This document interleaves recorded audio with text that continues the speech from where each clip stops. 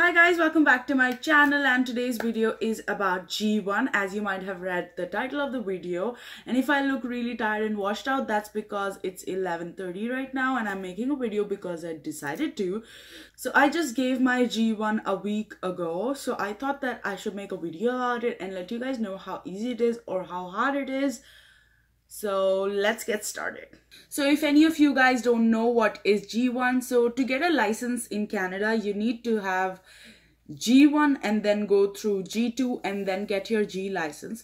So G1 is just a license for you to go for G2. So G2 allows you to drive everywhere, and you are not supposed to drive on a highway from like midnight till like 5 a.m. But if you get a G license, you can drive an Uber or you can drive on the highways very freely. So I just did my first step. Altogether, after 7 months, I decided to give my G1. So I gave my G1 and I passed, obviously, because I studied for it. So the first step is G1, then G2, and then G. So let me tell you how to start with G1. So G1 has, so when you go for your G1, it has two parts. So it has the rules and the signs, okay? So before we get into the details of the rules and the signs, I will tell you how you reach there. So you go to any drive test center that is near you in Canada, and then you go there and then you tell them that you're there for your G1. So you have to get your G1 to get your G2. You cannot drive on your G1. You just get the permission to drive at the driving school when you're preparing for your G2. So first and the foremost, always go early morning for your G1.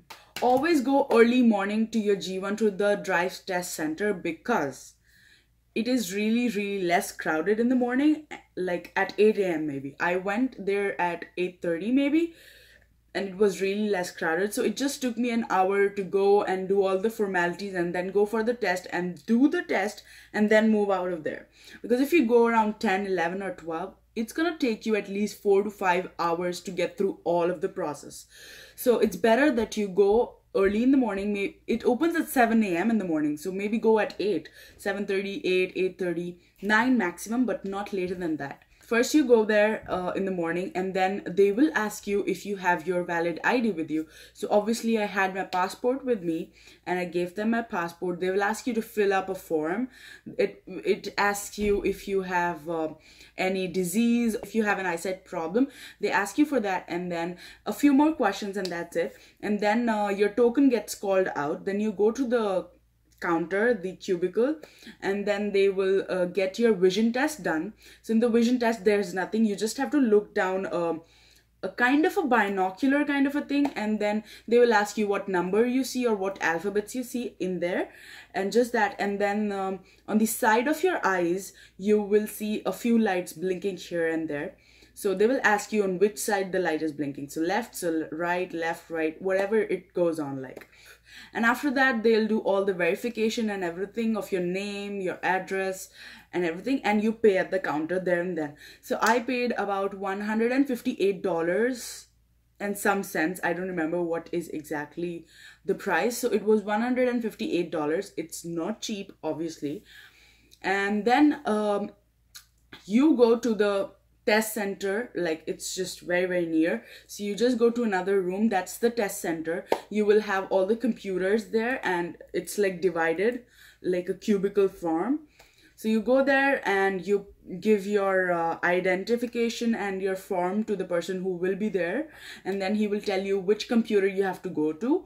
Then you go to the computer, and then you have your date of birth written there. Whatever is your date of birth, just click on it, because there are a lot of people around there. So your date of birth, then you click on it, and then you go in to the test. So first of all, obviously you'll see all the instructions and everything, and then your test begins.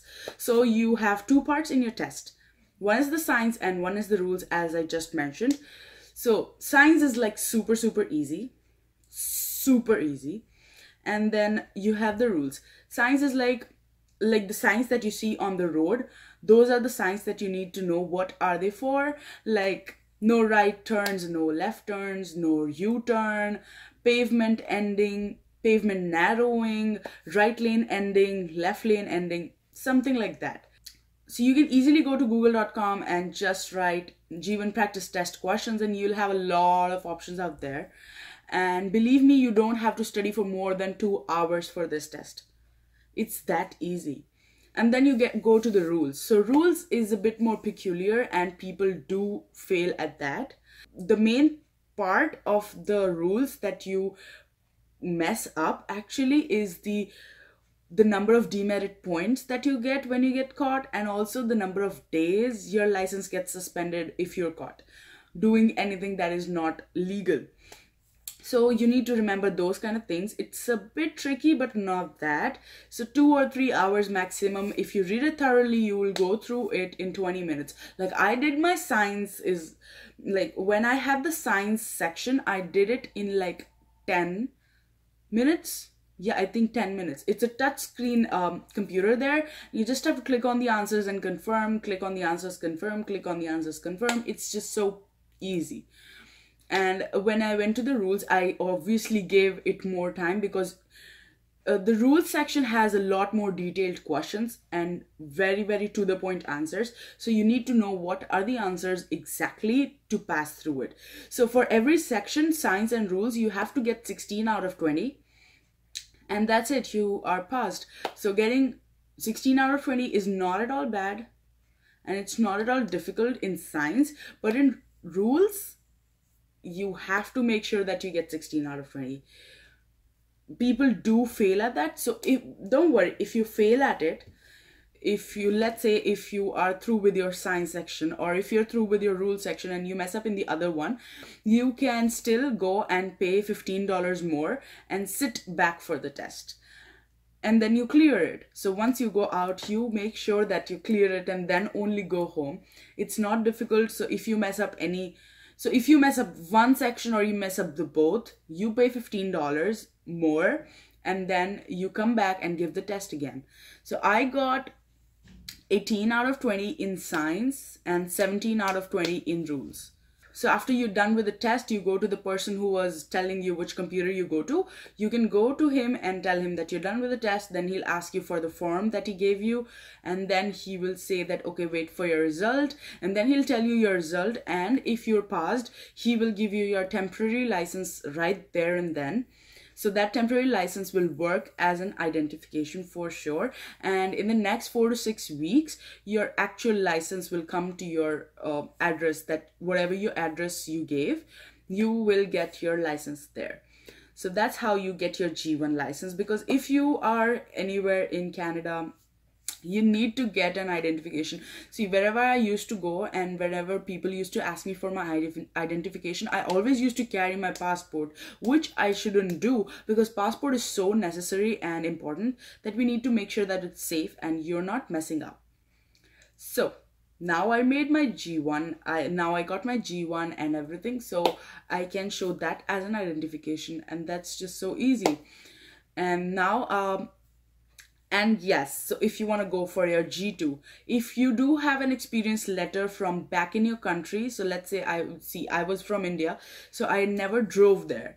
I never had a license and I never had an experience, but my friends do have. So if you have an experience of driving back in your country for a year, you can get the physical paper on which you get your experience paper from the RTO.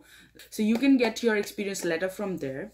And then if you show them before giving your G1, they will instantly give you the time that you can go for your G2. Because if you don't have an experience letter like me, you have to wait for a year to go for your G2. So I have to wait now for a year to go for my G2. So my advice and suggestion to everyone and everybody who's coming here or is already here is to get your G1 as soon as possible, because you need to wait for a year to get your G2 done if you don't have an experience letter. So yes.